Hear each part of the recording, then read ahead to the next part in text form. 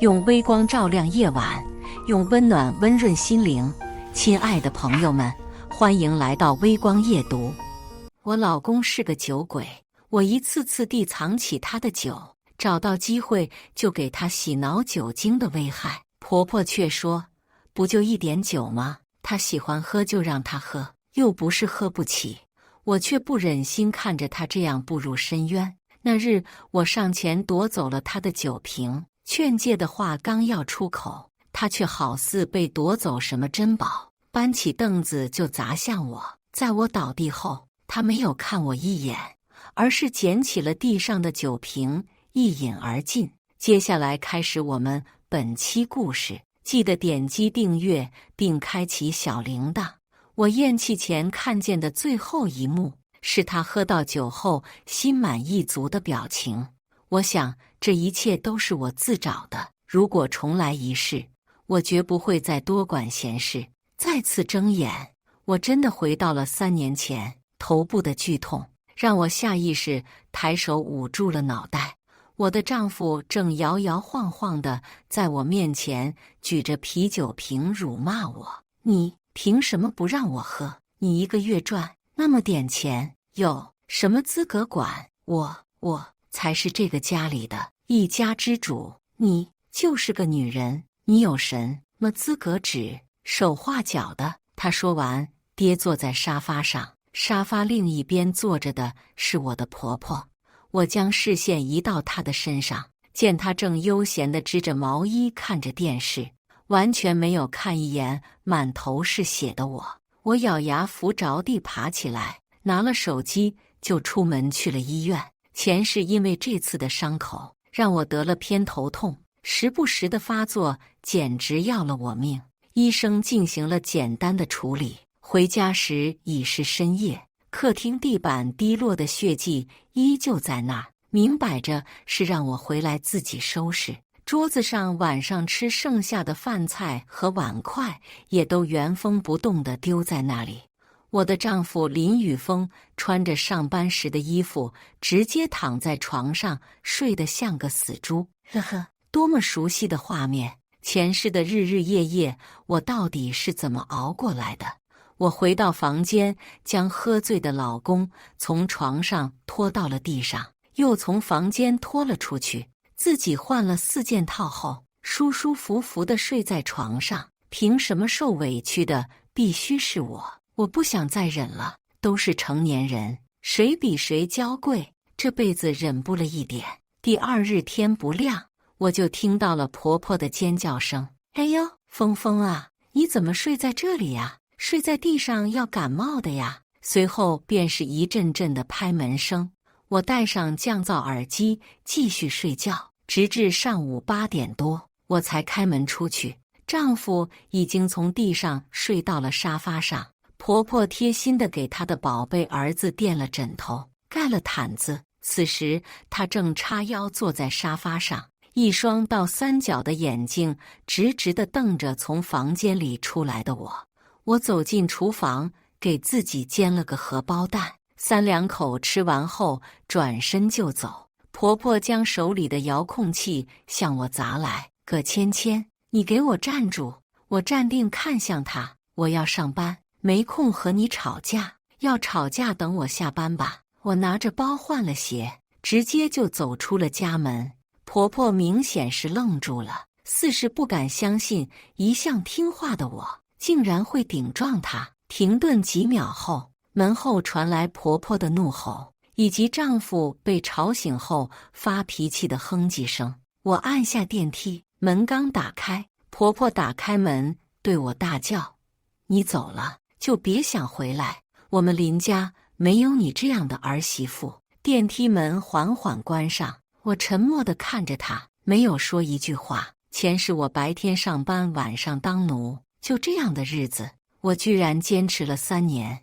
我自认嫁给他3年来尽了我所有该尽的责任，却忘了要对自己负责。看着电梯反光出来的人影，还是那般的年轻有朝气，丝毫不似曾经那副被生活蹉跎过的颓废模样。我走出电梯，穿越人群，感受着自由的空气。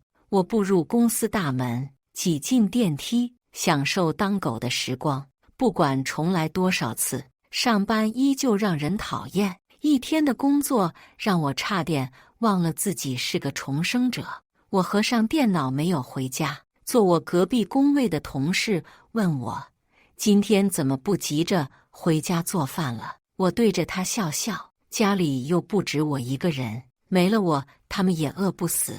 我打开软件搜索，找了一家一直想去却从未去过的餐厅。手机响了好几次，皆是婆婆的夺命连环扣。我选择无视，好好享受美食，饱餐一顿，是该再次出发了。下一站去哪儿好呢？要不抓个奸？出了小区，再走一条街道，就有一家夜色酒吧，林雨峰常去。我找了个角落，点了杯果汁。服务员看我的眼神中带着鄙视，我抬手塞给他100元小费，那张冷漠不屑的脸立马堆上了笑容。他笑着对我道：“谢谢姐，姐你有什么需要的，尽管叫我。”我向他打听，你们这里是不是有一个叫妹妹的姑娘？他的神色变了变，伸手摸了摸口袋里的100元大钞，还是对我说了实话。我喜欢诚实的人，所以我又奖励了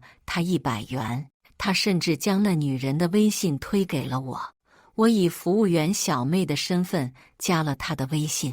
朋友圈里的合照相当精彩，我看了很久，忘了喝自己花了55元点的果汁。半个小时，相册里保存了足足75张出轨证据，果然钱没有白花，收获颇丰。我本想离开，却在起身时看见了熟悉的身影，是林雨峰。他搂着一身穿短裙的女子，两人你一杯我一杯，喝的那叫一个热火朝天。看着这一幕，我拿出了手机，上面弹出了一条微信，是林雨峰发的：今晚公司加班，我晚点回家。妈说你没有回家做饭，快点回去，别让妈饿着。我呵呵一笑，倒是个孝顺的，只不过你忘了那是你妈，不是我妈，凭什么老娘给她做饭？深吸几口气，压抑住突然爆发的怒火，冷静地保留证据。回到家中大约9点，进门输入密码，却一直提示错误。猜也知道这是谁搞的鬼，不想让我回家。行啊，那我就不回了。我选了家离公司近的酒店住下，好让身为社畜的我能多睡上1个小时。换了床有些不适应，突然想到家里装了监控，打开手机喜滋滋地看了起来。客厅里婆婆正在织毛衣，从一开始的从容傲慢，逐渐焦躁难安。进度条一到我回家输密码的时候，她再次高傲地抬起了脑袋，似乎准备看我因为进不去家门而跪地求饶。殊不知门外突然没了动静，她放下毛线，跑到门口的猫眼往外看，看了半天，估计是没看见人影。再次返回，拿起手机就打起了电话。监控里，他对着手机骂道：“你老婆到现在都没有回来，是不是在外面跟别的野男人鬼混啊？你要留个心眼啊！你看看，你这都是娶的什么媳妇啊？当初叫你不要找外地人，你偏偏不听，现在好了，找了这么一个晦气东西。”我们林家的风气都要被他带坏嘞！我关掉了视频，都是些老套的话，我听的耳朵都要起茧了。我在酒店一住就是1个月，林雨峰给我打过几次电话，意思都是让我去和婆婆服软，让我别不识抬举，让我别和老人计较。那毕竟是我妈，你就让她服个软。我妈养我倒大不容易，你就不能迁就一下她吗？你把我妈丢在家里不管不顾，还有没有点儿媳妇的样子了？我当初娶你就是因为你听话能干，现在怎么变成这个样子了？字里行间看不见他对我的半点关爱与担忧。媳妇离家1个月，居然找也不找，只顾着指责。可只有我自己知道，这1个月我到底过得有多爽。至于他们，与我何干？我原本打算再住上几天就回家摊牌，毕竟这段时间我也没有闲着。出轨证据那是收集了不少，我联系了律师，律师看了证据，私下给我打包票，你老公一定能净身出户。所以呀，我不急着回家，那套价值700万的房子迟早是我的。可就在今天，我接到了警察打来的电话，你是不是林宇峰的家人？他喝醉了，麻烦来临街派出所一趟。我本不想去，但又不想给警察叔叔添麻烦，只能硬着头皮去了。推开门，就见到躺在椅子上醉得稀里哗啦的林宇峰。前世3年的婚姻，我算是和警察局的这几位老同志混熟了，3天2头就要来一趟。一开始他只是喝醉了，瘫倒在地，后来开始酒后闹事，打人砸东西，好污蔑别人偷他钱包，硬是要把人衣服全扒光检查。因为酒精作祟，他进了无数次警察局，我也去捞了无数次。最严重的一次，把人打瞎了一只眼睛，差点就被送进了监狱，是我跪着磕头求人家赔了50万才把他保了下来。当时的屈辱和无助，又有谁能懂？我以为他经历那一遭后会收敛，事实证明，我简直就是个愚蠢至极的傻子。即使犯了如此大的错，他依旧没有半点畏惧，甚至养成了酒后家暴的习惯。我一次次地被他打，一次次地原谅。我告诉自己，他酒醒了就好了，忍一忍再忍一忍，最后把自己忍死了。思及此，我这一肚子怨气就不打一处来。我拜托警察叔叔帮我把人一起抬到了出租车上。到家后，司机大哥也好心的帮我把人送到了家门口。我按了门铃，婆婆不开门，我气不过，把人往地上一丢，转身就要走，门却在这时打开了。那张看见我就打算张口骂人的嘴，在见到了地上的人后，震惊地说不出话来。他抬手指着我：“你这个毒妇，到底对我儿子做了什么？他是不是被你打晕了？你怎么能这样对我儿子啊？如果老天再给我一次机会，我一定要好好骂醒这一对母子。”转念一想，这不是给了我机会了吗？我跨过林宇峰的身体进了屋，去厨房接了一盆冷水，就往他脸上浇。地上的人瞬间清醒，挣扎着起来。什么人？谁？下雨了，妈，下雨了，收衣服。婆婆张着嘴怒视着我，气得一句话都说不出来。我踹了地上的男人一脚，进屋，别在外面丢人现眼。林宇峰愣了愣，自己爬起来进了屋。婆婆急匆匆地进去给儿子那衣服换。我坐在沙发上，叉着腰吃婆婆切好的橙子。这橙子不错，挺甜的，哪儿买的？婆婆冲过来，一把夺过我手里的盘子。这是给我儿子吃的，你没资格吃，谁让你进来的？我们家的沙发，你有什么资格坐？我抬手拍拍着沙发，这沙发可是我们家买的，花了我爸2万多呢，我怎么不能坐了？我笑看着婆婆那副要吃人的模样，说道：“好了好了，我今天来可不是来吵架的，我是有正事要通知你们，我要和林宇峰离婚，他净身出户。”话音刚落，婆婆立马呸了一声：“还净身出户？离婚肯定要离的，你葛芊芊净身出户？哦呦呦，好凶哦，吓死个人了！”我捂着心口，做出一副被吓到的模样，心里暗暗感叹：婆婆的嗓门的确了得。这个事情呢，我们说了都不算的，让法官来定好吧。我就来通知你们一下，东西可以收拾起来了，到时候搬家的话，急匆匆的多不好。说完，我就起身准备离开。婆婆气得一把拉住了我的包，想把我拽回去。丈夫这时候酒醒了，他护在我面前：“妈，你不要欺负妹妹，她虽然是个陪酒的，但是她是真的爱我，我也是真的爱她。我们是真心相爱的。呵，原来这酒还没醒，不光没醒，还醉得不轻。我抬手就是一巴掌。你睁开你的狗眼看看清楚，我是谁？你和谁是真爱？你真心爱的是谁？他被人打了一巴掌，身体摇摇晃晃的站不稳。我顺势又是一巴掌。说话呀，哑巴了！婆婆见状，赶忙将自己儿子拉开，远离了我。葛芊芊，你凭什么打我儿子？你自己这段时间在外面鬼混，我儿子都没有多说什么。他在外面找个女人玩玩，你凭什么打他？我仰着头，眼睛直视婆婆那双恶毒的倒三角眼。我凭什么打他？凭我是他老婆。话落，我抬手又打了一巴掌。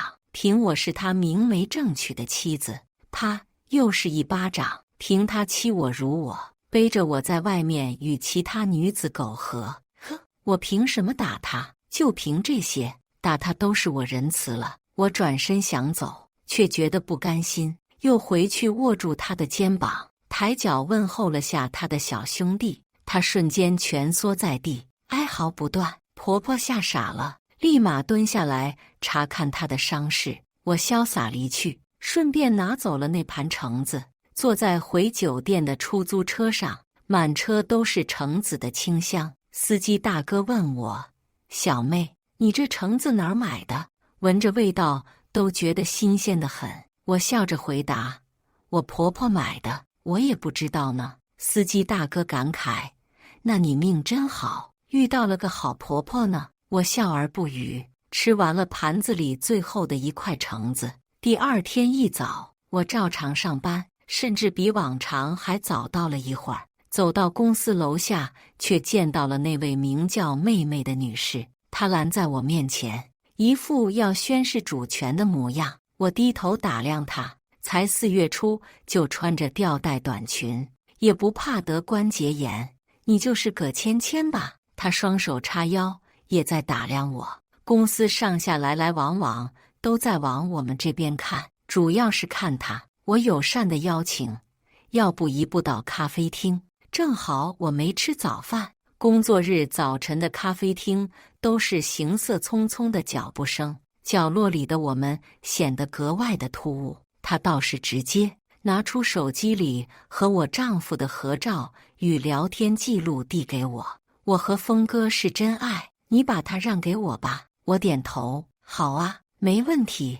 你再等我1个月，马上就走程序了。他似乎没料到我是这个态度，一脸疑惑地问我：“你确定不生气不后悔？”我在心里盘算，这么一个烂酒鬼，除了喝酒就是惹事，谁爱要谁要。我还巴不得马上有人把他带走，这样以后他的那堆烂摊子才能与我彻底的撇清关系。否则以我婆婆那副德行，就算离婚了，出了事怕是也要来纠缠我。我给自己找了个借口，其实我早就不爱他了，我有喜欢的人了。你能代替我照顾他，我很欣慰，辛苦你了，妹妹女士。她被我的话噎得没了声，估计原先准备好的台词都没了用武之地了吧。我点了一桌的吃的，好好的饱餐了一顿后，起身欲走。我要上班就先走了，饭钱你问林宇峰要哈。推开咖啡厅的门，我侧头看向玻璃内女人错愕的嘴脸与我的视线相交，我挥了挥手，欲道道别。这是我吃的最奢侈的一顿早餐，价值376元。下班后，我和律师约了一起吃晚饭，顺便聊下离婚的事情。晚上有点冷，我们约在了附近的麻辣烫。律师告诉我，明天律师函就会送到林宇峰的手上，很快这一切就会结束了。我慷慨地请他吃饭，他表示感谢，顺便请我喝了杯奶茶。我挽着他的手臂道谢，不枉我大学给你带了3年的早饭，值了。他瞪了我一眼，别搞得跟我没给你钱似的。我们打打闹闹了一路，各自回了家。2天后，我接到了婆婆的电话，由于2秒后，我还是接了。万一她想通了呢？葛芊芊，你哥狗娘养的贱货，你还敢请律师？行啊，不就是打官司吗？我们奉陪到底。电话被挂断了，我这一口气憋得真是手贱。为啥要接？为了出去。我约了林宇峰一起喝酒，他倒是意外的答应。我们一起去了月色酒吧，我挽挽着他的手臂，假装要求和的讨好他。看着他逐渐得意的神色，我也跟着笑了。原来两个人之间没了爱，很多以前觉得屈辱委屈的事情，竟变成了一个娱乐项目。我搂着他坐到了一个显眼的位置，他大概是因为我的服软，心情愉悦了不少，不光全程搂着我，还给我点了一杯价值399的酒。妹妹大概是听说他来了，走出来却看见他搂着我，我的余光瞥见了那穿着暴露的妹妹，抗拒的身体往林宇峰身边贴了贴。他气势汹汹地走过来，两眼含泪质问林宇峰：“你不是说要离婚了吗？你不是说会娶我吗？”林宇峰刚喝一口酒，脑袋还很清醒，立马转头跟我解释：“老婆，你别听他乱说，我爱的只有你，我跟他什么关系都没有。”妹妹似乎伤透了心，抬手给他了2巴掌后，哭着走了。我立马起身，也装作很生气的甩了他2巴掌，顺便把那杯价值399的酒泼在他脸上。转身离开的时候，上扬的嘴角压都压不住，憋笑好痛苦，心里那口怨气出了，心情畅快了不少。转角却遇到了蹲在地上痛哭的妹妹，见我走来，她起身质问：“你不是说把她让给我吗？你为什么还霸占她不放？”我很无奈地拿出手机，给她看了我发给林宇峰的离婚协议电子版。我已经提出离婚了，是他不依不饶，非要约我出来见面。我语重心长地劝诫：“其实你也不用太伤心。他这么做都是因为他妈，毕竟你的职业一定是很不受老人喜欢的。你要是想嫁给林宇峰，几乎是不可能的，除非……”那一晚我们聊了很久，久到我都被吹感冒了，一连病了几天，昏昏沉沉的都忘了今天是开庭的日子。我盯着一头凌乱的头发，脸色惨白的吓人。律师见了我都是一愣：“你大可不必。我们法官是很公正的，你这样卖惨也没有用。”我没好气地踹了他一脚。我好像得了流感，发了好几天的烧。他一听，瞬间离我5米远。我看着他变小的背影，竖起了中指。官司比我想象中的还要顺利，主要还是归结于婆婆时不时的发疯和间歇性的辱骂。法官当庭宣判了结果。林宇峰净身出户，700万归我了。婆婆被气得当场晕了过去，妹妹坐在另一边，关心地跑过去照顾。我点头表示认可，不错，这个接班人有点样子了。林宇峰似乎没什么反应，反正房子也不是他花钱买的，没了就没了，大不了再买喽，只要不耽误他喝酒，咋样都行呗。拿到判决书那天，我直接去找了中介，让他帮我把房子快速卖出。我愿意低于市场价，中介自然乐意呀。屁颠的就去了家里，结果显而易见，婆婆粘着房子不让，说什么也没有让中介进门。我私下拿出2万，拜托他帮我想办法，并且强调不能做违法的事情。中介笑着点头。半个月后，房子顺利卖出，买家全款支付，我的账户上多了650万。本来打算拿到钱后就辞职去旅游的，但因为岗位特殊，没办法马上离开，只能继续上班，直到他们找到合适的接班人。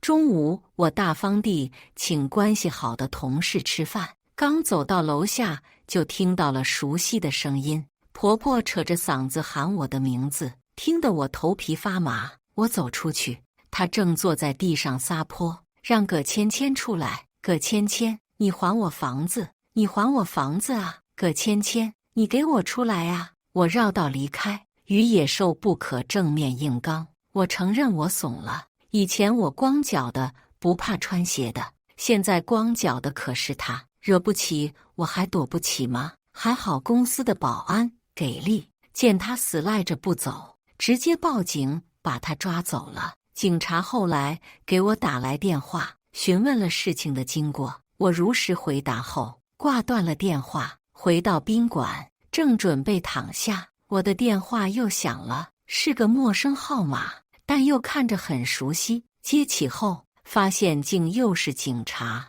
你是林宇峰家人吧？他酒后打人，现在在警察局被抓了，麻烦过来一下好吧？我本可以不去的，但我就是想去看热闹。熟悉的场景再次重演，我站在门边看着他们在里面疯狂地掰头。受害者是个年轻的小伙子，大概是在酒吧摸了妹妹2下。林宇峰吃醋出头，酒精作祟，他抡起酒瓶就往人脑袋上砸，玻璃碎片不慎扎入受害人眼球，鲜血汩汩地往外流，情况逐渐变得复杂，最后就闹到了警察局。至于到底要赔偿多少钱，那就与我无关了。但若是按照上辈子的情况来看，50万是跑不掉的。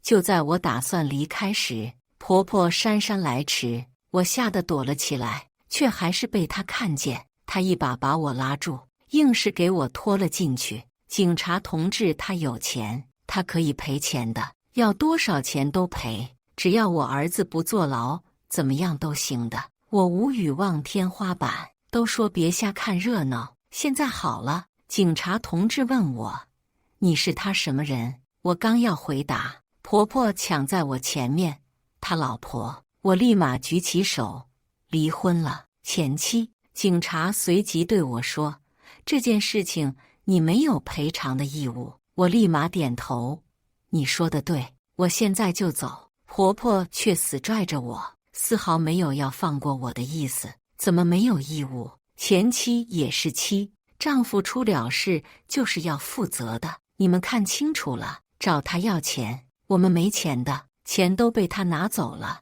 我拉住了身边的警察同志，如果他们来骚扰我，我可以报警抓他们吧？警察点头。我又问，离婚后赔偿的钱财是属于我个人的吧？与男方没有关系了吧？警察点头。你们听见了哈，他是出轨，我们才离婚的。这种恩怨，我是绝对不可能给他赔钱的。我倒是听说他们在乡下还有套房子，要是卖了也能值不少钱。消息我带到了，趁着婆婆惊吓之余，我立马逃脱了那个吞钱的场景。回到宾馆后，我越想越后怕，一直住在这里太不安全了，必须租一个安全系数高一点的房子住。万一他们报复我怎么办？有了这个念头，我便开始找房子租。有了安全的住所，我的八卦之魂又燃了起来。我托人打听林宇峰那件事情的后续，结果倒是在我意料之外。妹妹将自己全部的积蓄拿了出来，赔给了受害者，听说有50万呢，而且还跪在地上磕了好几个头。这熟悉的场景好似在哪儿见过，难道这一世他真的代替了我吗？那他的结局？不久后，我就看到妹妹朋友圈发的结婚证照片，配文一生一世一双人，我们永远不分开，爱你，我的风。看见他们领证，我悬着心终于放下了。事已至此，林宇峰这个人已经和我完全没有关系了。我从那天开始彻底的恢复了自由，公司也找到了新人，我带了他1周。就在今天，我正式离职了。走之前，我请朝夕相处的小伙伴一起吃了顿饭，第2日便踏上了旅游的征程。3个月的时间，我走过了6个城市，在每个城市都生活了一段时间。最后，我又回到了上海。之前租的房子租了1年，房东却突然回国，没办法，只能提前结束旅行，回上海搬家。回到了熟悉的城市，也听到了熟人的消息。听说林宇峰工作时喝酒被公司开除了，他们现在挤在每月2000的出租屋里，全靠妹妹当陪酒养活全家。妹妹常年喝酒，一直怀不了孕，也不能怀孕。一旦怀孕，她就不能上班，不上班，这个家就没有了收入。可即使妹妹多努力，回到家里依旧是一地鸡毛。林宇峰除了喝酒，啥事不干。婆婆也整天只知道叫苦，家里的家务一点都不分担。妹妹晚上上班，白天伺候这一家子。听说嫁过去才2个月，就进了3次医院，太久没回家，家里连口吃的都没有。我去小区楼下的全家买了点速食品，好巧不巧的遇到了妹妹，她看见我就哭：“芊芊姐，我后悔了，我不该破坏你们的家庭，我遭报应了。”她的哭声太大，我拉着她到了附近的餐馆，点了一桌菜，一边吃一边听她哭诉。你知道吗？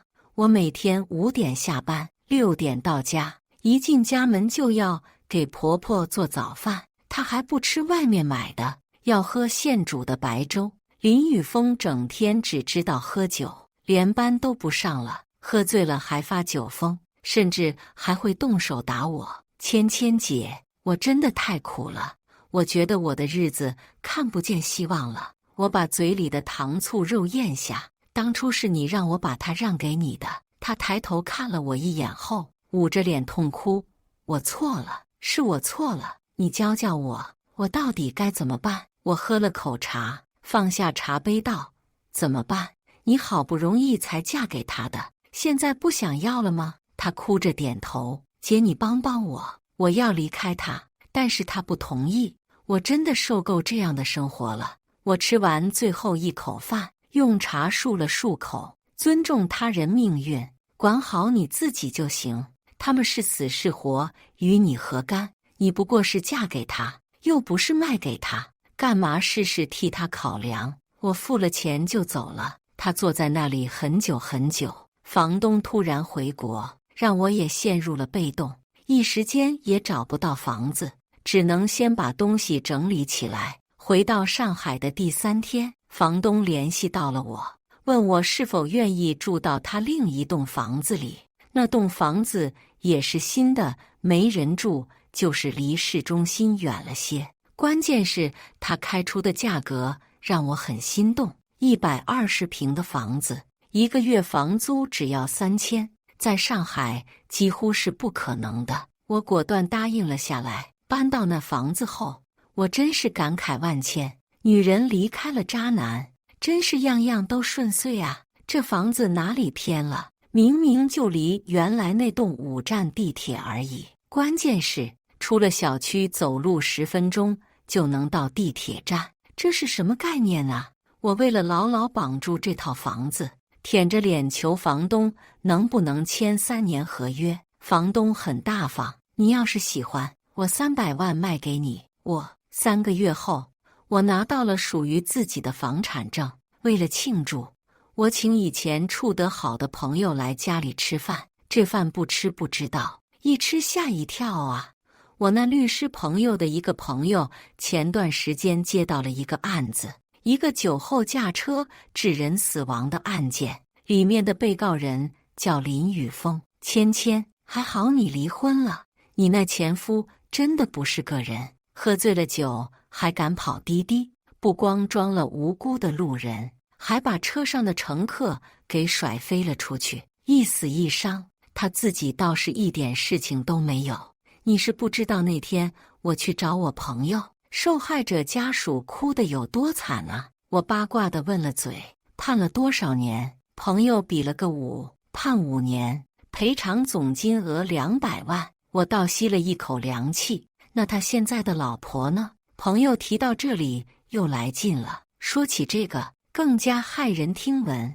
你那前夫真不是个人，就在出事之前，他的老婆在家里意外死亡了，听说是不小心摔了，然后磕到了头。但我听说这里面暗有玄机，估计没那么简单。可惜那姑娘是个孤儿，也没个人给她出头。现在尸体都烧掉了，要讨说法也没处说了。我喝了口桌上的啤酒，酒精一入口，下意识就找了个垃圾桶吐了出去。酒精真是害人啊！朋友端起酒瓶喝了一口，不，酒是个好东西，但若是变成了酗酒，就是个坏东西了。浅尝辄止，那才能体会其中的美妙啊！3小时后，这位说浅尝辄止的朋友彻底醉倒在我家沙发上。我在上海买了房子，那就要在上海找个工作。虽说现在银行里的存款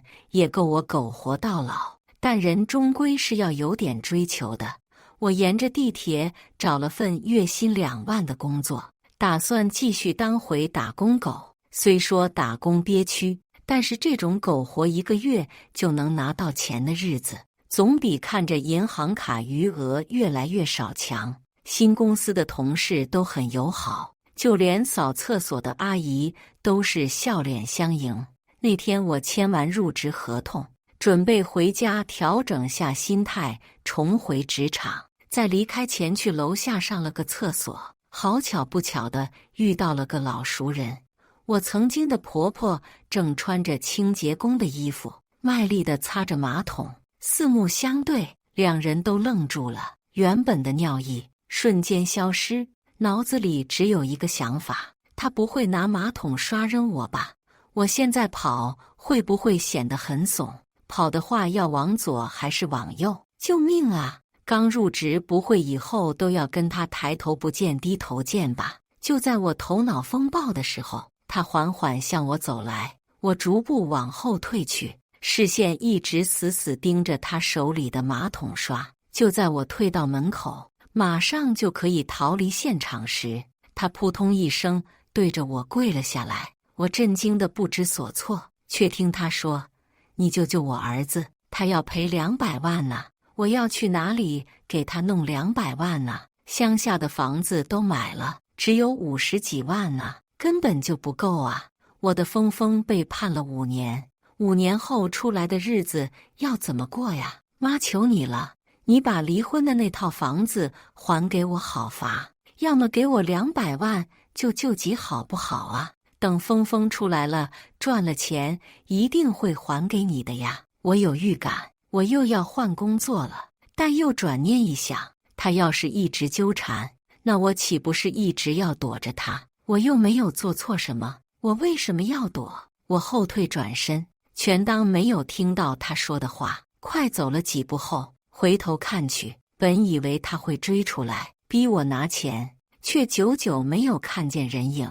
难道他变好了？3天后，我知道了真相。我因为太好奇他为什么没有来追我，便去跟其他保洁阿姨打听了下。这一问才知，3天前他说要去追谁，结果起来太猛，腰扭伤了，老板就把他开除了，现在还在医院躺着呢。得知真相的我松了一口气，他们这一家人算是现世报了。就是不知道5年后林宇峰出来会不会改头换面。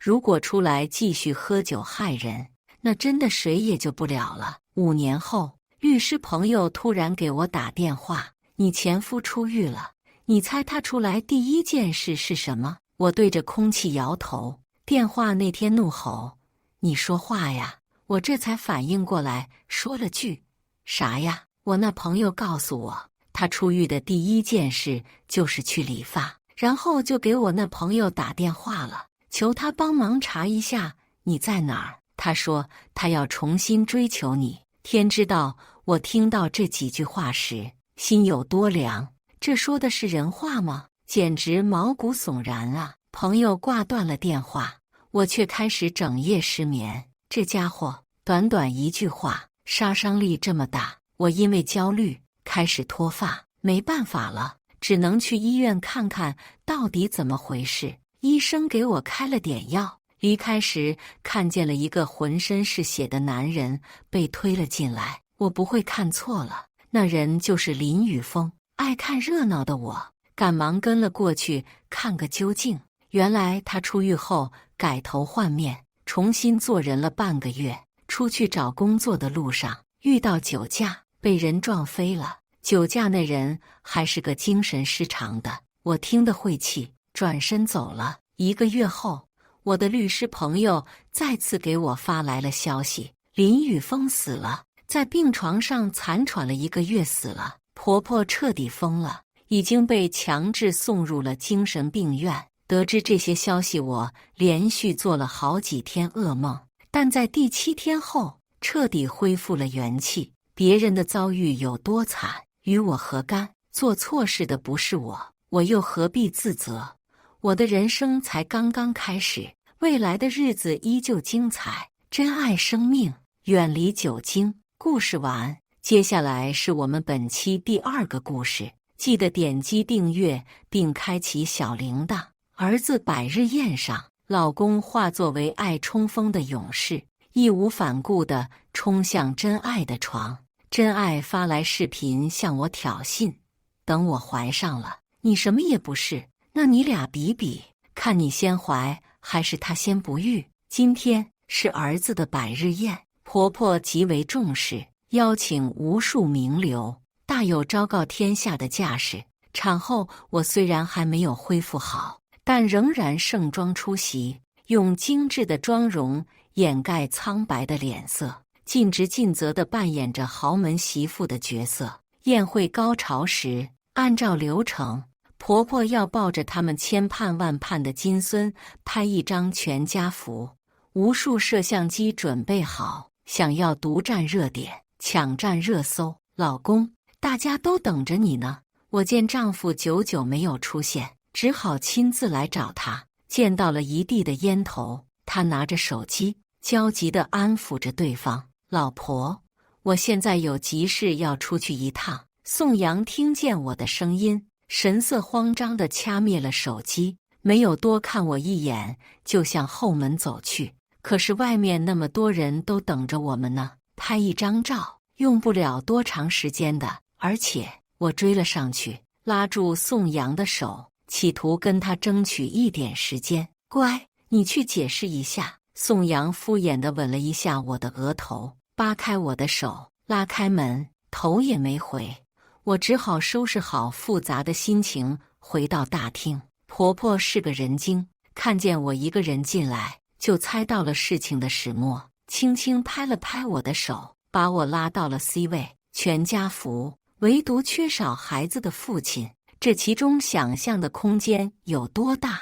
在场的媒体终于捕捉到了爆点，纷纷添油加醋，抢占了6条微博热搜。在婆婆的眼神示意下，我拼命挤出了最得体的笑容，在众人的嘲笑中把这场笑剧画上句号。叮，宋阳匆匆离去，我以为他抽空给我发消息解释了，连忙打开手机查看。怎么了？别在这儿倒，人还没走完。婆婆看见我摇摇欲坠的身体，手急眼快地扶住我，堵住闻风而动的摄像机。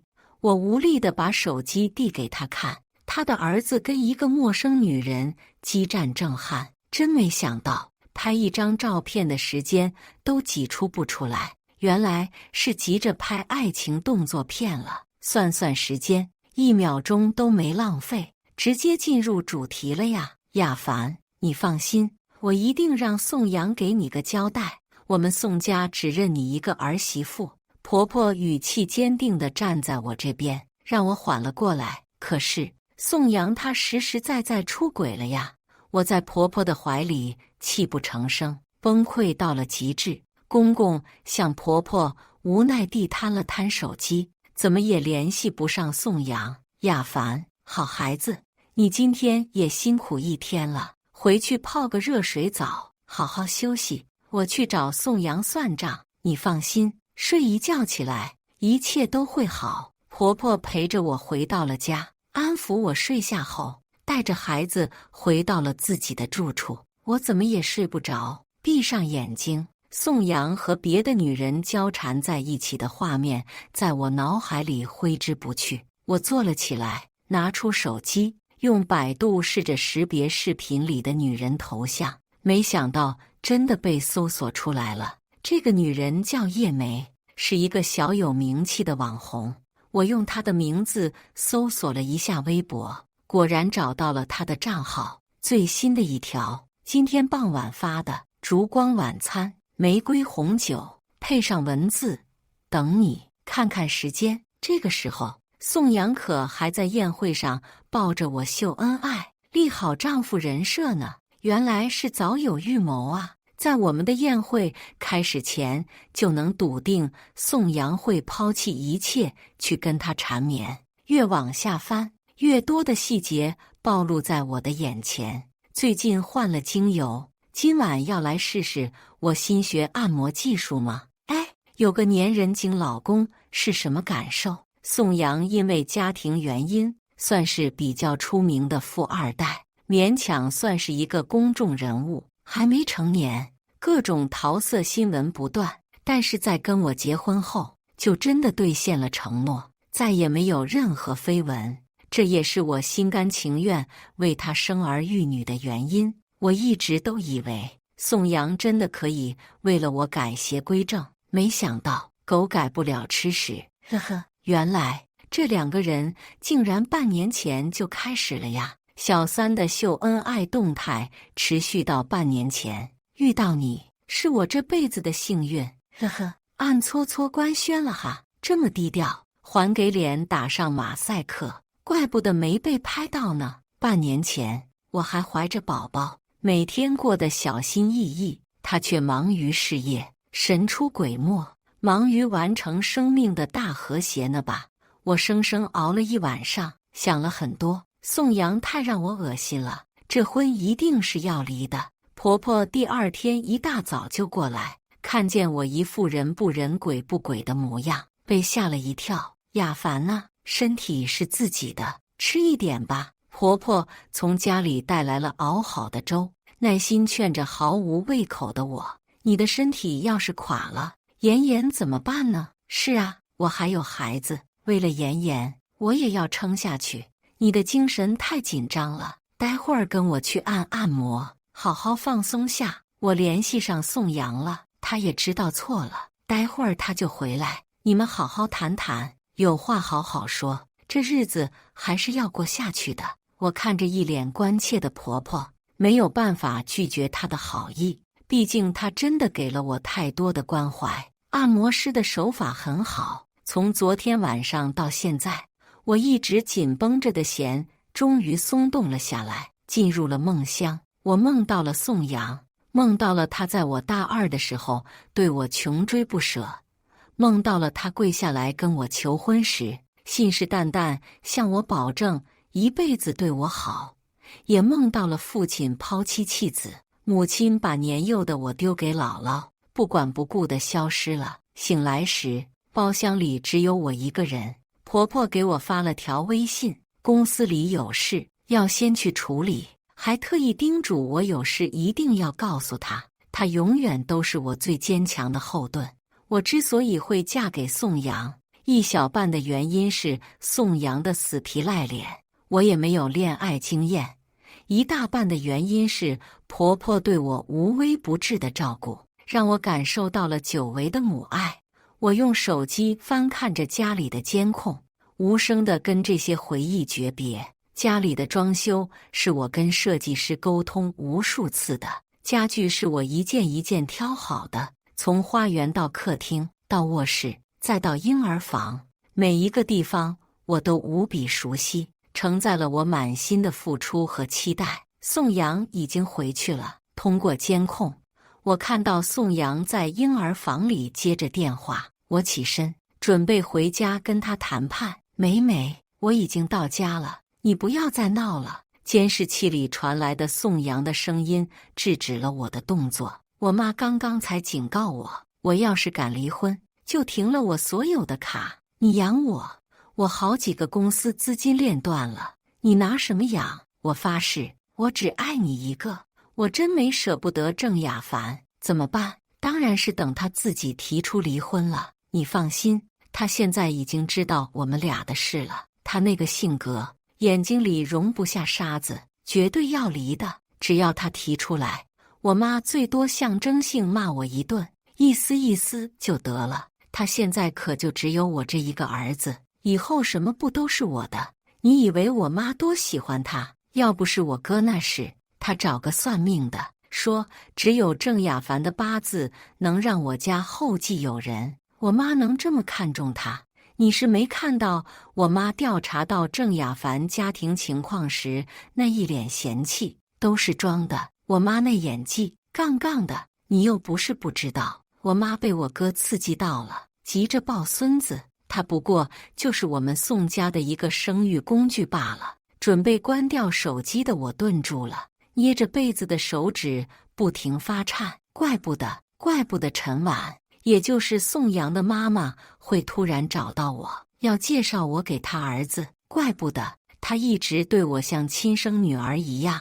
我妈之前天天在微博晒婆媳关系好，她可是网友眼中的国民好婆婆。不让我提出离婚，一是还想让郑雅凡多给我们宋家多生几个，二是怕舆论压力影响股价。但如果是郑雅凡坚持要离婚，我妈肯定会哄着他发一份声明，那就影响不到我们家了。他对我妈不知道多感激呢，我妈还不是轻松拿捏他。宋阳仗着我不在家，也知道不会有人没事干盯着监控看，肆无忌惮地在我们儿子的房间里露出狰狞的面目。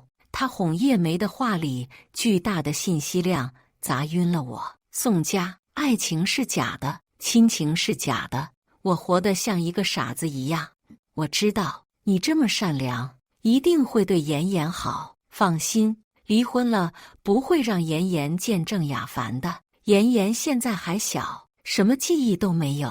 你从现在开始带他，他肯定把你当亲妈。要是养不熟，咱们就多生几个。我就不信没他郑雅凡，我们还生不出孩子了。我爸妈不同意。放心，他们只要孙子，不在乎谁生的。听到这里，我的愤怒到达了顶点。宋阳这个狗玩意儿，不配做丈夫，更加不配做父亲。宋家，我不会让你们如愿的。宋阳的身体不好好调理的话，几乎很难让人受孕。我还有时间，接下来我必须步步为营，为了自己，也为了妍妍。我去洗手间，用冷水洗了把脸，理清了思路。回到家，我故意在门口弄出很大的动静。宋阳正坐在沙发上等我，他也不装了，抿着嘴一言不发，等着我大闹一场。然后提出离婚，我装作一副隐忍的样子，径直走向了卧室。狗东西终于忍不住追了上来。郑雅凡，我的事你知道了吧？老公，我知道，你是被外面的妖艳贱货迷惑了，才干了错事。没关系，我原谅你。开玩笑，从小寄人篱下，我的演技他们都还没见识过。我痛心疾首却死不放手的样子把宋阳整懵了，继续一顿输出。我一直都以为自己忍受不了跟别人分享自己的男人，可是没办法，我实在太爱你了，我更加无法忍受失去你。老公，我声嘶力竭地表演着对宋阳的深情与迷恋。我考虑了一晚上，老公，你本来就是一个优秀又极富魅力的男人，有女人爱慕你，勾引你是再正常不过的事了。这只能说明我郑雅凡眼光好，运气好。我不要钱一样的夸赞在宋阳这里很受用。宋阳是一个又菜又爱玩的人，我以前是一个耿直的性格，很少言不由衷，夸不来他。但是今天视频的契机让我把肺腑之言都道了出来。小样，还不迷惑死你？老公，求求你别不要我什么都不要，只要能留在你身边。我装出一副渲然欲泣的模样，配合上我精心画好的妆容，楚楚动人。他期待的离婚2个字闭口不提。亚凡，你真的肯原谅我？一家人说什么原谅不原谅的，以后我一定会多加体谅你，只要你偶尔能回来看看我，记得这个世界上还有一个深爱你的女人在默默地等你回家，我就心满意足了。我红着眼睛，祈求地看着他，舔狗模式正式开启。老公，你不会不要我吧？先发制人，将他一军。宋阳酝酿了很久的话，又停留在了嘴边。呵呵，怎么会？狗男人干笑了一声，心虚地看了看手机，手足无措。妈，宋阳跟我认错了，我原谅他了，你和爸都放心吧。我主动在微博上发了一篇感人肺腑的小作文，爱宋阳，爱宋家，爱婆婆，降低热搜给宋家带来的负面影响，再联系婆婆表明决心。陈婉非常满意我的识大体，行动上的巨人立马有了动作，珠宝、房产、股份，流水一样的记录被他晒到了微博。我在微信上言辞拒绝了一番，最后无奈收下。宋太，比心。我迅速发了微博，配上自己带着珠宝的自拍，看着账户多出来的钱，我满意的笑了。狗闻着味儿就过来抢食了，你真不要脸！宋阳他都不爱你，你还要霸占着他，有意思吗？老公都不回家了，一个人独守空房，你不配带这些东西，贱女人！我看着叶梅发过来的源源不断的短信，诱导着他说出跟宋阳之间的奸情，全部保留好，拿去做了公证。另一边，我把这些图片、文字截图一键转发，让他们狗咬狗。妈，他是不是疯了？要是他把这些照片和视频都放到网上去了，对咱们家影响太大了。陈婉是绝对不会允许自家集团名声被毁的。陈婉本来就是小三上位，叶梅在他面前可不够看的。果不其然，宋阳这个狗东西又被陈婉逼着失魂落魄的回家了。陈婉不会主动破坏我跟宋阳的关系，他对叶梅出手时一定会把我撇得干干净净的。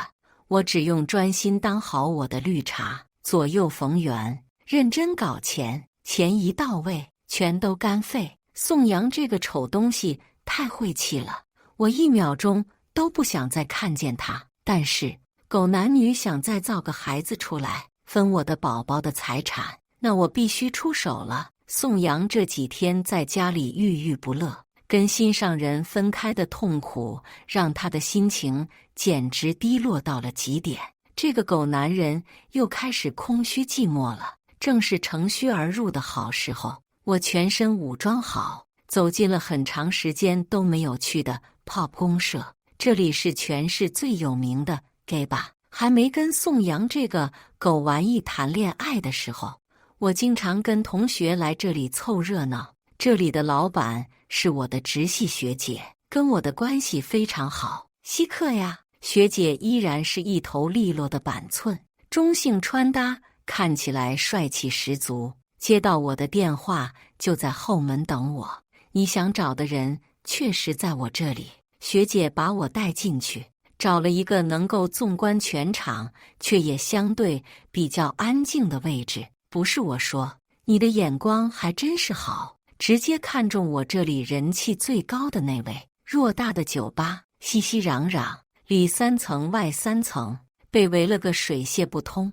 尖叫声随着高台上的舞姿变换不绝于耳。果然，学姐安排我从后门进来不是没有原因的。Alex 看着拥挤着的男人，疯狂地叫着 Alex。我着实被这个场面震惊到了。冯唐的英文名，台上一共7个男人在跳舞，但是一眼就能看出最让人疯狂的那个。他穿着最为随意的 T 恤短裤，但是一举一动之间皆是风情，五官是极少见的精致，一双桃花眼顾盼流飞，身姿柔软，动作火辣，真是零中极品，勾得在场的姨们心神荡漾。一曲终罢，学姐把酒保叫了过来，把 Alex 请到我办公室。我有事找他。他今天晚上的表演结束了，我们进去等他。办公室里隔绝了外面嘈杂的声音。我跟学姐说了自己的计划，学姐赞赏地看了看我。咚咚咚，敲门声打断了我们的交谈。请进，孔姐，找我有事。冯唐似乎知道我，看见我的那一刻，有一瞬间的惊愕，不过迅速掩饰好了自己的表情，对着我微微点了点头。你好，我叫郑雅凡。我简单的做了个自我介绍。冯唐随意地坐在沙发上，饶有兴趣地看着我。我知道，大名鼎鼎的小宋太吗？我这里有一单生意，不知道你有没有兴趣？我开门见山。我专门调查过冯唐，他现在急需钱。他的妹妹生病，在医院里每天都需要高昂的医药费，家里条件清苦，只能靠他一个人苦苦支撑。说来听听，我需要你帮我接近宋阳。我打开了箱子，里面是50万的现金。不只是接近吧？冯唐是个聪明人，咂摸出来我言外之意。你能做到什么程度？冯唐摩挲着箱子的纹理，听到我的话，眼中有些风直。钱到位，你想要的程度，我都能让他做到。据我所知，宋阳可是个直男，想要被掰弯，不是那么容易的事。不试试怎么知道？冯唐毫不客气接过箱子，放在自己脚下。500万，我让宋阳对女人再也没兴趣。我一口水没忍住喷了出去，这也太猛了吧，简直太合我的心意了。成交！我忍住激动，握住了冯唐的手。我相信冯唐的能力，我只需要给他创造接近宋阳的机会，剩下的他自己会发挥。看着冯唐离开的背影，学姐皱了皱眉，不禁有些担忧。亚凡，你不觉得他有些奇怪吗？我知道学姐在担心什么，一是冯唐答应得太爽快了，二是冯唐过于自信了。宋阳这段时间被迫跟白月光分开，正是寂寞的不行的时候，每天只能在手机上看擦边视频了解寂寞。我贴心地帮他处理烦心的工作，正好他的助理辞职了，我把冯唐的简历加在了众多简历中间。竞争这个岗位的人太多，虽然冯唐是名校毕业，但是在大卷如潮的形势中，显然显得不够看。不过我有信心，因为我会让宋阳亲自挑选，而冯唐的这张脸就是通行证。宋阳在书房里筛选简历，亲自挑选助理。我推开门，房间里烟雾弥漫，呛得人心里不适。抽吧，最好一刻都别停，抽死了，什么都是我跟宝宝的了。好烟好酒好菜，我全给他安排好。宋阳见我这么识趣，精虫上脑，想开始对我动手动脚。然而在认真打量我之后，兴致全无。老婆，你怎么穿这么丑的睡衣？还有，你多久没洗头了？头发腻得发亮。我扒拉着精心购买的充满着年代感的大花睡衣，双手搓着从头发上扒拉下来的油，对宋阳嘿嘿直笑。老公，你不是爱按摩吗？人家半个月没洗头，就为了攒这天然精油，给你来个马杀鸡呢。我的媚眼翻成了白眼，突然不合时宜地摸了摸自己的裤子，假装有些不对劲。老公，你等等我哦，我去趟洗手间，马上就来。我不着痕迹地提醒他，他马上就想到了我产后漏尿，脸上是掩饰不住的厌恶，仿佛多看我一眼就脏了他的眼睛一样。不用了，我还有工作。老婆，你先去休息吧。宋阳像送瘟神一样送走了饥渴的我，赶紧关上了门，还反锁了。小样，还怕起我了？果然，宋阳在众多的简历中看到冯唐的那张脸的时候，心情五味杂陈了起来。冯唐如愿到宋阳的公司入职。宋总，你好，我是冯唐。冯唐不卑不亢地向宋阳介绍着自己。宋阳颇不自然地打量了冯唐，清了清嗓子：“都熟悉了，周姐都教会我了。那什么，以前，宋总，您放心，我早就放下了，现在只想好好生活。”冯唐不知道被宋阳勾起了什么回忆，轻轻咬住嘴唇，露出了惨白的微笑。宋总，您这么优秀，行业新贵，我上学的时候就对您崇拜已久，今天竟然这么荣幸能在您身边做事，希望您能多指点我。我跟冯唐分析过宋阳的性格，他确实是拿捏人心的好手。宋阳天资愚钝，但家庭条件优渥，生活在聚光灯之下，但实在没有拿得出手的优点，所以他从小就渴望被认同，但是没有天赋，更好吃懒做，属于好高骛远，但自我感觉极好的那一挂。冯唐在他面前适时流露出崇拜，再是示弱，简直无往不利。我会照顾你的。这一招在宋阳这里果然很受用。宋阳被夸得一阵舒畅，翘起腿便要给冯唐涨工资。不用，宋总，我才来半个月，您这么做会让下面的人不服的。我不想让您被别人指指点点。再说，我是想真的跟您学本事，你教给我的可是多少钱都比不上的。瞧，贴心又清高的人设，这不就立好了？宋阳看着面前倔强而又坚强、我见犹怜的小白花，眯了眯眼睛，想到了什么，好奇心更甚。冯唐在做宋阳私人助理的这段时间，每天兢兢业业，让宋阳极其满意，时不时不经意间撩拨一下，在宋阳面前刷够存在感。但是宋阳毕竟是直男，只能徐徐图之。冯唐隔三差五故意出错，让宋阳帮忙收拾残局，再手把手教导，给两人足够的单独相处机会。现在两个人之间还缺几把猛火了。小冯，今天晚上有个酒局，你陪我去。宋总，我有点紧张，我从来没有见过这么多大人物，我怕给您丢脸。冯唐的脸上局促不安和受宠若惊显得恰到好处，成功激发了宋阳的保护欲。放心，有我在，别怕。宋阳轻轻拍了拍冯唐的肩膀，神色有些得意。晚上，宋阳主动提出去接回家换衣服的冯唐。冯唐现在住的房子是我特意为他安排好的，在城中村最为便宜的单间。果不其然，宋阳七拐八拐，终于找到冯唐给的地址，皱着眉头打量着这种他永远都瞧不上的老破小。宋总，不好意思，让您久等了。冯唐跟平时通勤装迥然不同的打扮，让宋阳眼前一亮。刚买的，2个月工资呢？哎，接下来就要吃土喽，不会给宋总丢脸吧？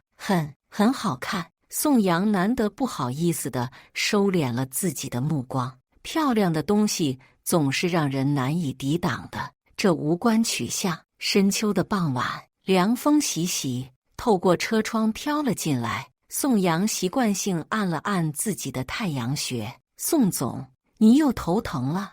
老毛病了。冯唐眸光转暗，他当然知道这个老毛病，家族遗传的。我学过按摩，给您按按就能缓解疼痛，你要试试吗？疼痛让宋阳无法过多思考。冯唐见状，直接帮宋阳调整了座椅，跪在椅沿上，修长白嫩的双指轻轻按上穴位。不多时，宋阳就舒服地眯上了眼睛。冯唐摸着这张脸，看着熟悉的五官，有些痴迷，不知不觉出了神。半个小时后，宋阳悠悠转醒，眼睛半眯之间看到了扑朔的睫毛和一双水波潋滟的桃花眼，但是想到这也是个男人，让他不觉有些可惜。宋总，你醒啦？冯唐察觉到了身下的人已经苏醒，停下了手中的动作，准备回到自己的座位。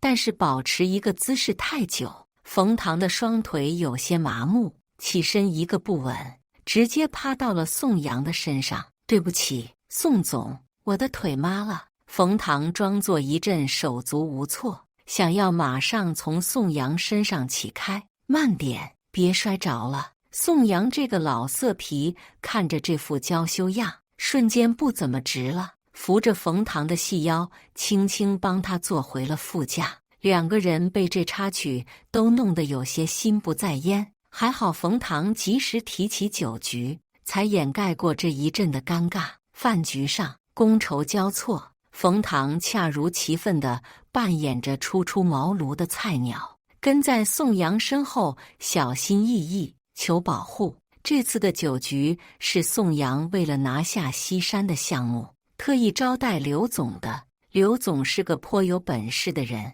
政商两界混得如鱼得水，看在宋阳爸妈的面子上才给赏面出席的。但是他从心眼里看不起这个富二代，除了赔钱一无是处。宋阳对西山的项目势在必得，但是连个合适的企划书都没有，一脑子江湖，他才不会答应。所以在酒桌上，刘总推杯交盏，就是只字不提西山的事。可怜宋阳看不出刘总的态度，一个劲喝着刘总递过来的酒，天真的以为只要把刘总喝高兴了，这事也就成了。酒喝猛了，宋阳明显感到有些力不从心，但是还得装下去。这时冯唐夺下宋阳的杯子，各位，宋总今天有些感冒，刚刚喝了药，不能喝这么多酒。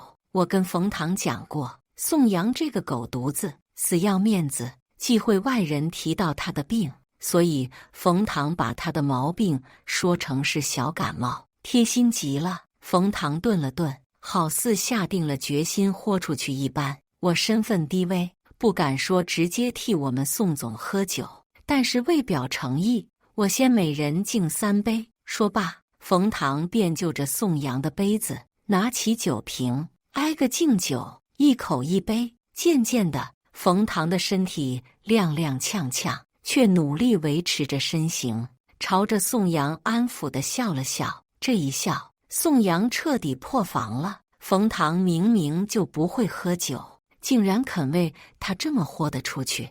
他也不管什么生意不生意了，酒精一上头，抓起冯唐就往外走，留下一桌人面面相觑。宋总，没事，我还可以喝。冯唐捂着嘴，难受的想吐，却仍然努力挣开宋阳的手。坚毅的神情深深触动了宋阳的内心。我知道西山的项目对你很重要，我不想看见你失落的情绪，只要你想要的，就算拼了性命我也要帮你得到。你都不会喝酒，逞什么强？宋阳无奈地拍着冯唐的背，让他能好受点。你今天本来就难受，再喝酒太伤身体了，我会比你更难受。光影变幻之间，眼前的人影看不真切。冯唐颤抖着双手摸向宋阳的脸，两人之间暧昧升温。宋阳在冯唐的撩拨下，心理防线已经崩溃，把自己的取向抛之脑后，搭着冯唐火急火燎就近开了个酒店。高手果然还是高手，冯唐懂得轻易得到的东西，宋阳是不会珍惜的。在宋阳最难自持的时刻，慌忙逃走。冯唐出了酒店，直接来到炮公社。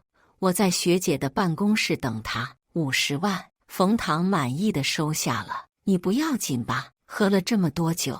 我闻着冯唐满身的酒气，怕他出了什么事。我可是千杯不到，就这点酒，小意思。对了，叶梅马上就要回来了，你要抓紧时间了。放心，准备好剩下的钱就行。冯唐逃走后，宋阳一个人在酒店里怒不可遏，把房间里的东西都砸了个遍。宋总，刚刚我喝醉了，对不起，明天我就写辞职信，不会让你困扰，原谅我，我忘不了他。生气归生气，宋阳内心依然期待冯唐能给自己一个解释。听到微信的声音，宋阳马上到处寻找自己的手机。冯唐的这些话刺激到了宋阳，他竟然还对那个人念念不忘。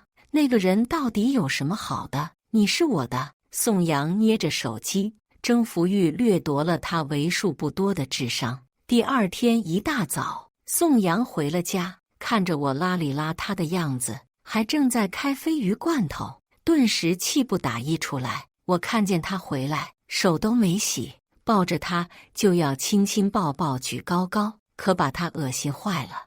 你现在口味儿怎么变这么重？宋阳像躲瘟神一样拨开我，捂住鼻子，不满地质问我：是吗，老公？我觉得很香啊。哦，妈说了，女人生孩子就像重新投胎了一样，口味变了是很正常的。有病！宋阳送给我一个大大的白眼。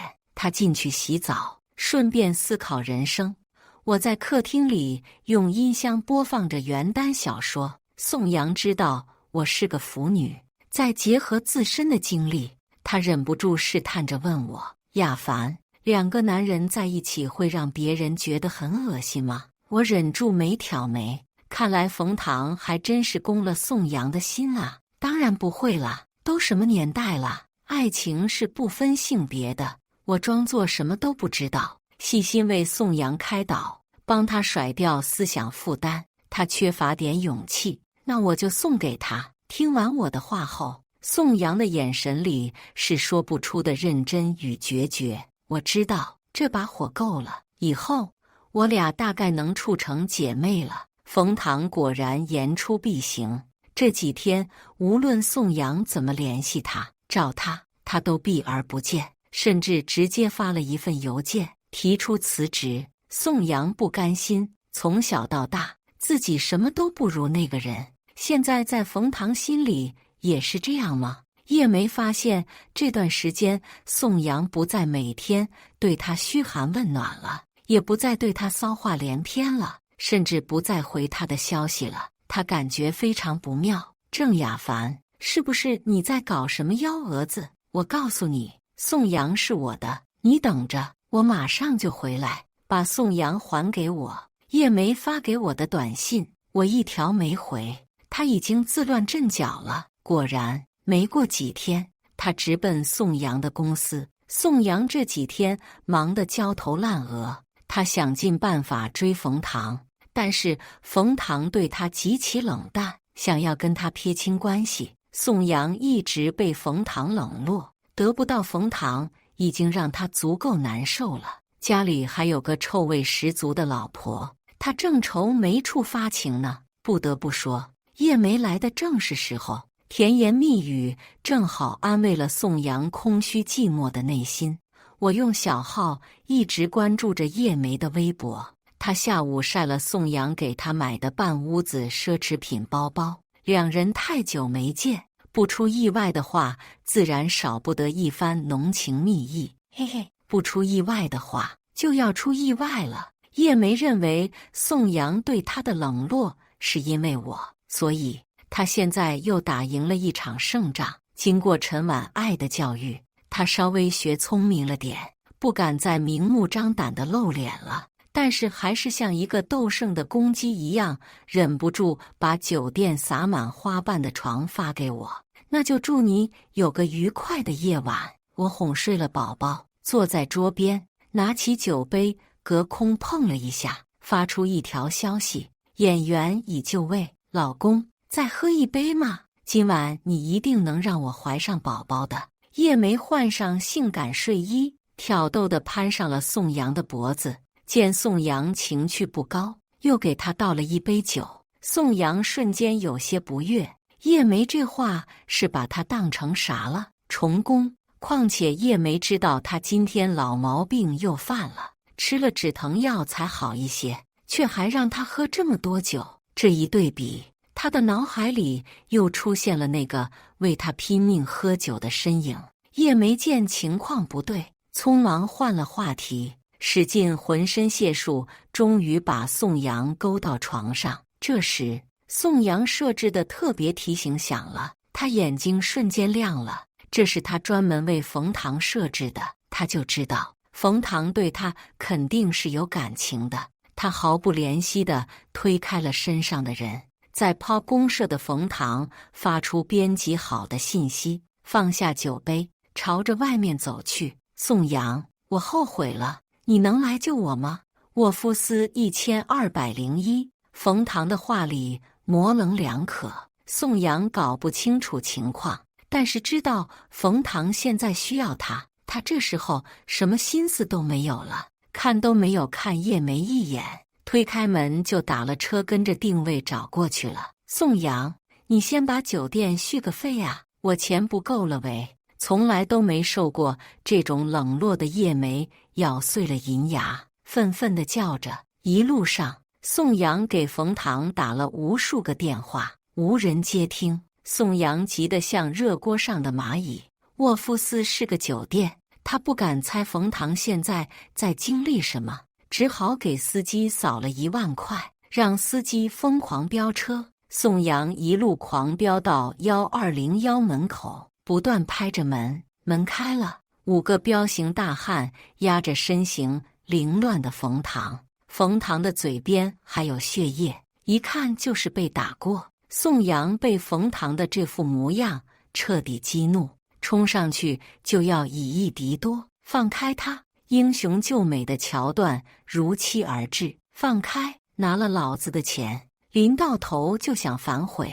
坐在床边的一个大腹便便的男人站了起来，踹了宋阳一脚：“别动他！我答应你，我什么都答应你！”冯唐声嘶力竭地哭喊，郑开抓住他的几双手，心疼地抱住宋阳，挡在他的身前：“多少钱？我10倍赔给你！”宋阳被冯唐感动得不要不要的，都生死与共了，他心里还能没有我吗？10倍？对，我可是宋氏集团的继承人，我妈是陈婉，你听过吧？多少钱我们都能拿出来，只要你肯放了我们。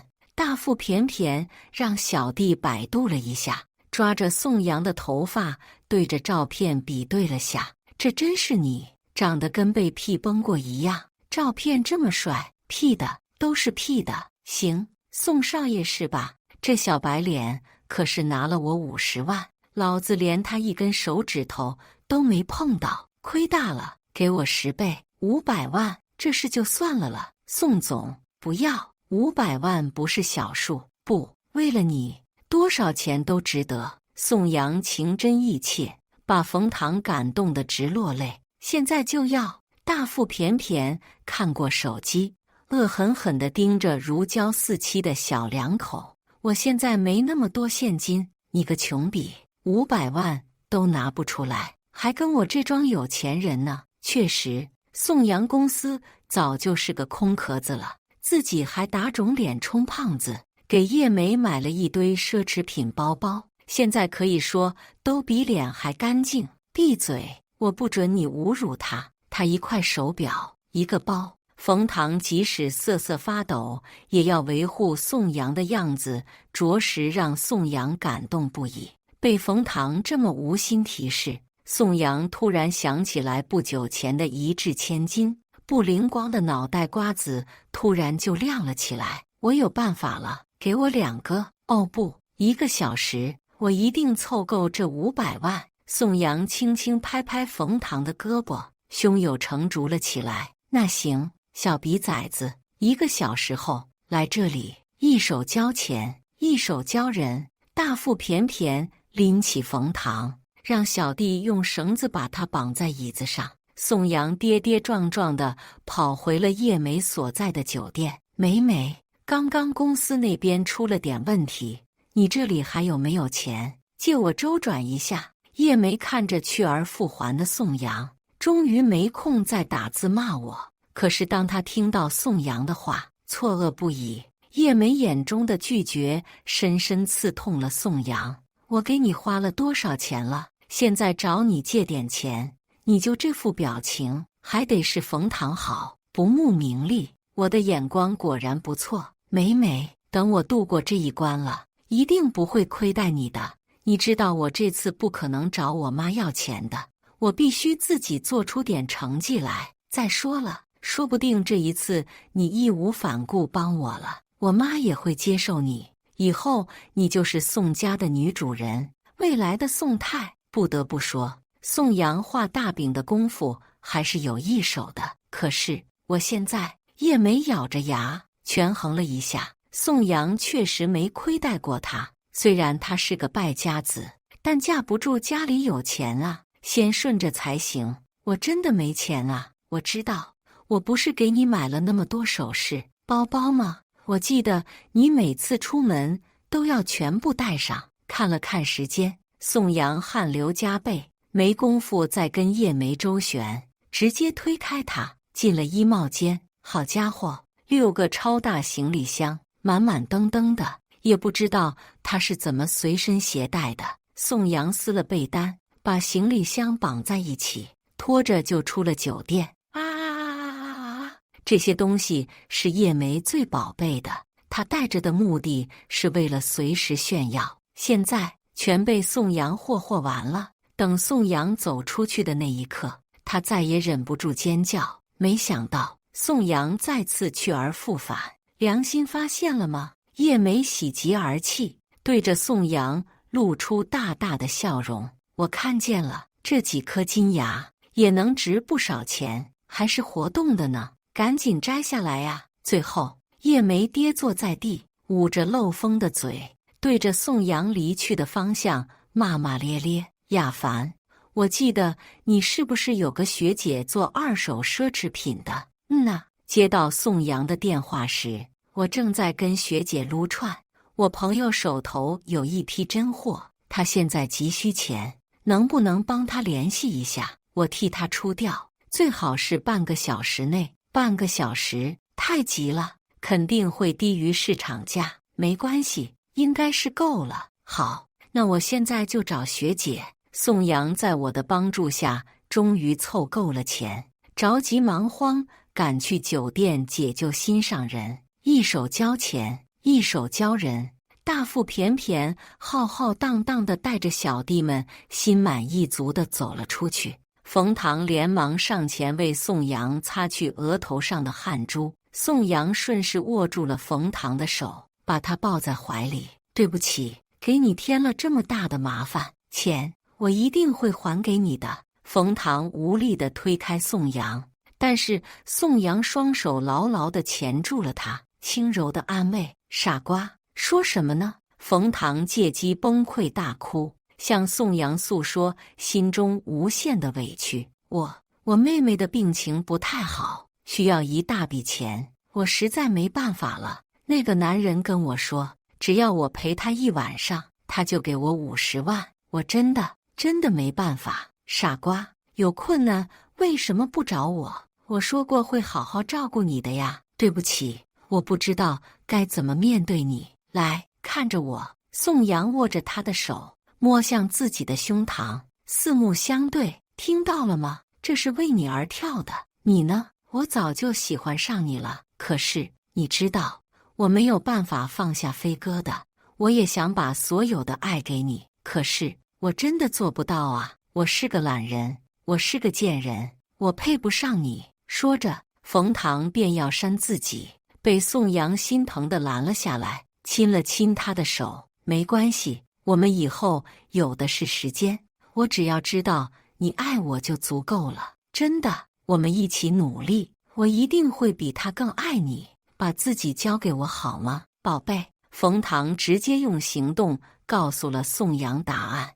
我是在下午收到的冯唐的信息。这时，大腹便便跟着学姐帮我清点宋阳售卖的一堆奢侈品。冯唐又重新回到了宋阳私人助理的岗位上。不仅如此，他还大笔一挥，卖了好几辆车，给冯唐买了一套市中心的大平层。冯唐的身份太特殊了，如果让陈婉知道他的存在以及跟宋阳的关系，我敢肯定他一定会气急攻心。宋阳也知道，所以他现在每天夹着尾巴做人，跟冯唐如胶似漆，回家的频率更少了。我巴不得呢。更妙的是，我不用再开鲱鱼罐头了，他现在也不对我动手动脚了。我们真的成了好姐妹。他没有跟叶梅分手，但是再也没有跟他发生过实质性的关系。出乎意料的遵守难得，每天孜孜不倦地画大饼，吊着他，为的是给冯唐打掩护。贱人，你到底是用了什么办法？你留住他的人，也留不住他的心。你真卑鄙，竟然不让他碰我。叶梅对我的怨恨愈发浓烈，但又隐隐感觉不太对劲。宋阳现在经常找我谈心，从他的言行举止里，我只想对他说一句：完了，你坠入爱河了。但是我得憋着，装着什么都不知道，还要糊里糊涂地跟他分享恋爱的喜悦。我的好日子没有持续太久，陈婉见他儿子似乎真的改邪归正，每天乖巧的不像是他亲生的，转移了火力，对向了我，让我抓紧时间再生一个。这一次又是明码标价，儿子是一个价钱，女儿又是另外一个价钱。于是我每天几乎都要活在他的监视之下，每天必须喝掉他送过来的各种难以入口的药，隔几天就有私人医生过来做全身检查，甚至连夫妻生活他都要细细掌握住详情。以前我还觉得这是无微不至的照顾，但是现在只觉得恶心。我已经看透了他的真面目，生育机器有了自己的想法，不想再被人控制，看来还得彻底让他消停才行啊！很快便迎来了儿子的周岁宴，高朋满座，好不热闹。公婆抱着妍妍，接受着所有人的祝福与夸赞。这几个月，宋阳对陈婉言听计从。这一次，陈婉势必要补上百日宴的遗憾，拍一张真正的全家福，反击社会的群嘲。亚凡，对不起，我有急事，你帮我应付一下这熟悉的配方。不过这次的厨子是我。老公，你放心去吧，有我呢。去吧，皮卡丘，去吧，为爱冲锋的勇士，去吧，给你妈一个大大的惊喜。我再次委屈地回到现场，陈婉巧妙地避开了镜头，恨铁不成钢地瞪了我一眼。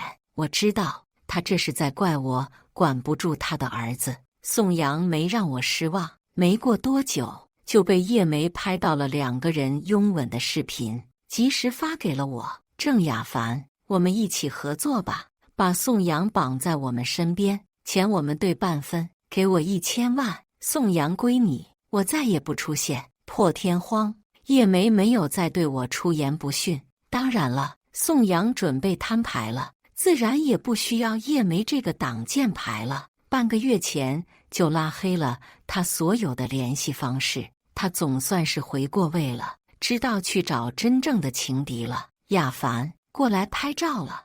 我把刚保存的视频发了出去，笑着回应婆婆：妈，您站这里，这里光线好。我拉住陈婉，讨好的替她调整好位置。天啦，太劲爆了！陈婉保持着得体的笑容，良久，却发现没有闪光灯的聚焦，反而听到了满堂的惊叹：宋少真是威猛啊，男女通吃啊！我记得好像他哥也有个男性恋人吧？对，好像被棒打鸳鸯了。记者们双眼发光，目光灼灼地盯着陈婉身后的屏幕。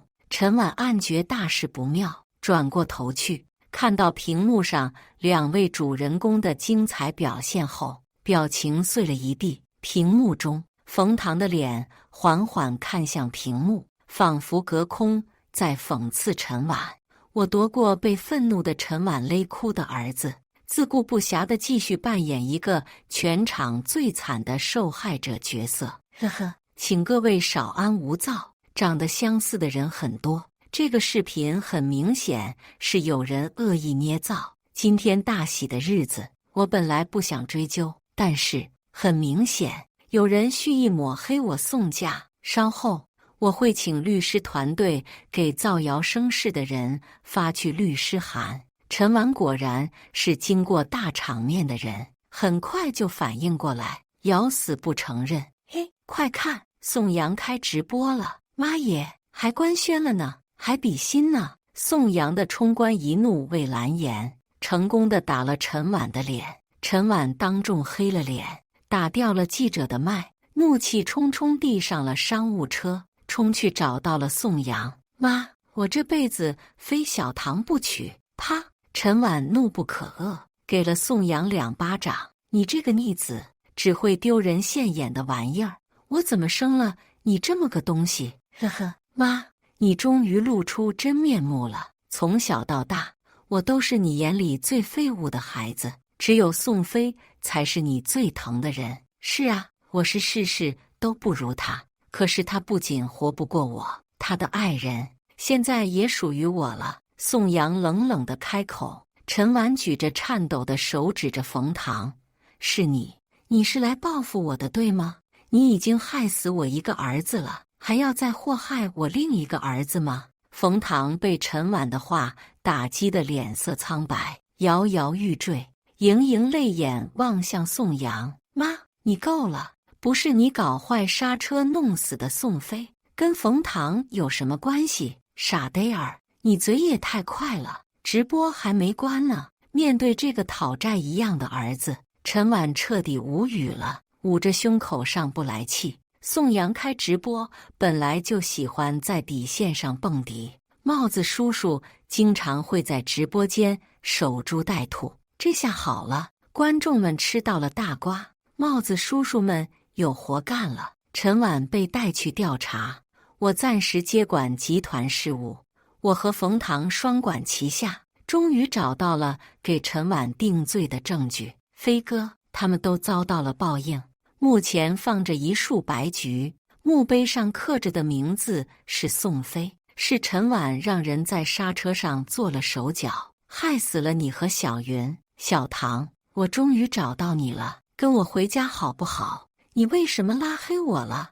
我不介意你把我当成我哥的替身，只要你不离开我，怎么样都行。宋阳好不容易找到了日思夜想的人，冲上去紧紧地抱着冯唐，哈哈哈哈哈！替身，你配吗？跟你回家，我的家早就被你们毁了。冯唐疯狂地笑着，不堪的记忆潮水般涌了过来。小冯，你也知道，我们宋家不是一般的人家，但是子嗣雕琢，你一个男人根本没办法给我们家生一儿半女。宋飞是长子，家族担子都落在他身上，希望你能体面地离开他。妈，小唐是我认定的伴侣，我不可能让他离开我。